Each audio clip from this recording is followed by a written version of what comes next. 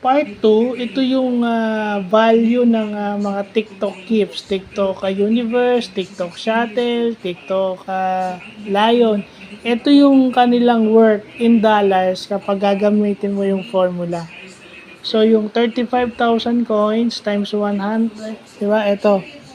Yung 34,999 yung kanina is $489. Almost 490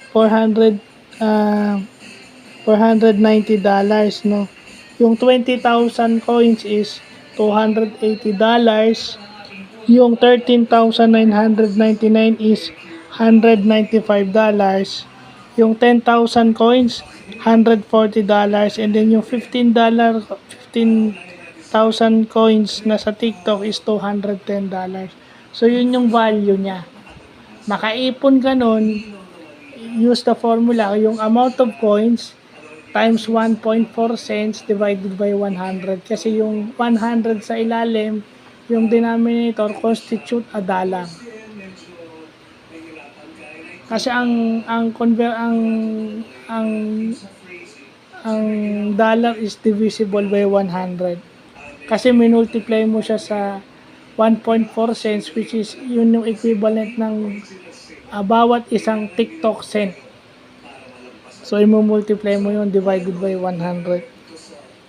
So, sample lang to. Inano ko lang. Ito, no? Ginawa ko lang yung nakikita natin sa internet. So, lumalabas, tama yung mga nakita natin sa internet.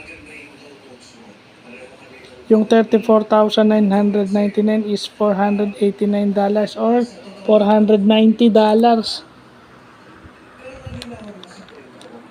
$490 na yan kasi 489.986.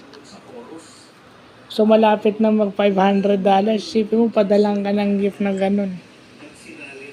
So, magkano na yan sa peso? Depende sa exchange rate. No?